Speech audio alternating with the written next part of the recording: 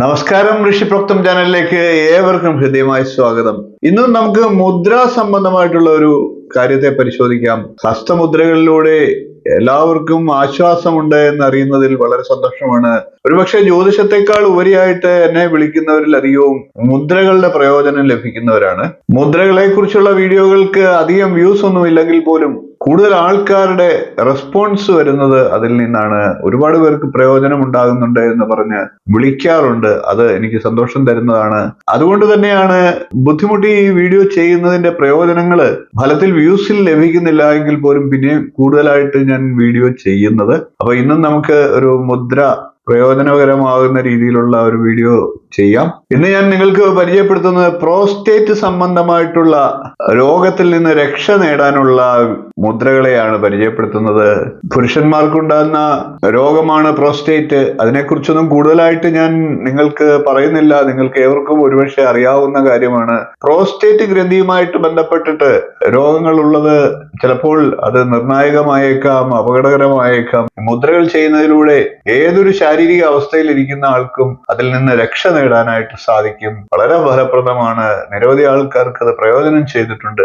3 മുദ്രകളാണ് prostate ഗ്രന്ഥികളുടെ രോഗത്തിൽ നിന്ന് രക്ഷ നേടാനായിട്ട് ഇന്നിവിടെ അവതരിപ്പിക്കുന്നത്. നമുക്ക് വീഡിയോയിലേക്ക് കിടക്കാം. ചാനൽ ഒന്ന് സബ്സ്ക്രൈബ് ചെയ്യുക എന്ന് അഭ്യർത്ഥിക്കുകയാണ്. നോട്ടിഫിക്കേഷൻ ഒന്ന് ഓൺ ചെയ്യുക എന്ന് അഭ്യർത്ഥിക്കുകയാണ്.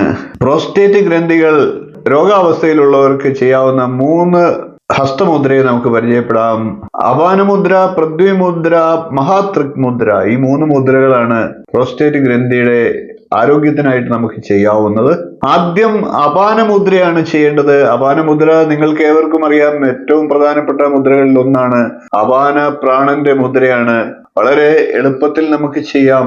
തള്ളവിരലിന്റെ അഗ്രം കൊണ്ട് മോതിരവിരൽ, നടുവിരൽ എന്നീ 3 വിരലുകൾ കൂട്ടി യോജിപ്പിക്കുക. തള്ളവിരലിന്റെ അഗ്രം, മോതിരവിരൽ, നടുവിരൽ എന്നീ 3 വിരലുകളുടെ അഗ്രങ്ങൾ യോജിപ്പിക്കുക. ചൂണ്ടുവിരൽ, ചെറുവിരൽ എന്നീ 2 വിരലുകൾ ഇതേപോലെ നിവർത്തി പിടിക്കുക.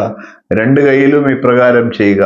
തള്ളവിരലിന്റെ അഗ്രവും നടുവിരലിന്റെ അഗ്രവും മോതിരവിരലിന്റെ അഗ്രവും തമ്മിൽ കൂട്ടിയോജിപ്പിക്കുക.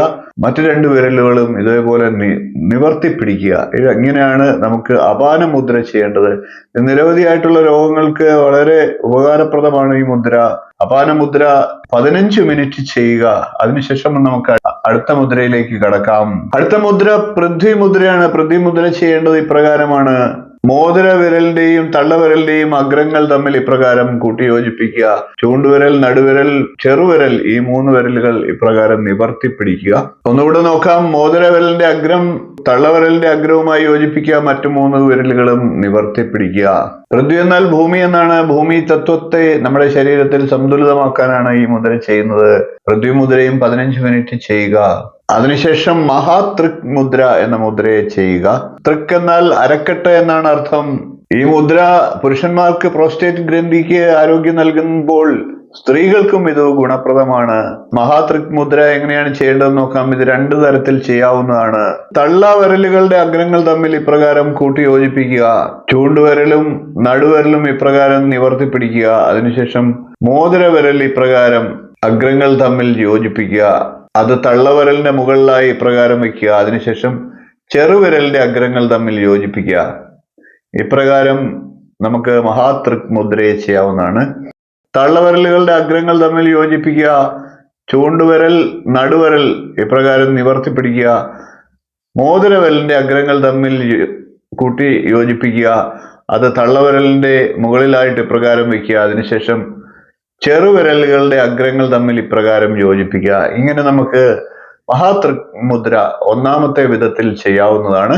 ഇനി 2ാമത്തെ വിധം നോക്കാം. അതും ഇതുപോലെ തന്നെ തള്ളവിരലുകളുടെ അഗ്രങ്ങൾ തമ്മിൽ യോജിപ്പിക്കുക. ചൂണ്ടുവിരലും നടുവിരലും നിവർത്തി പിടിക്കുക.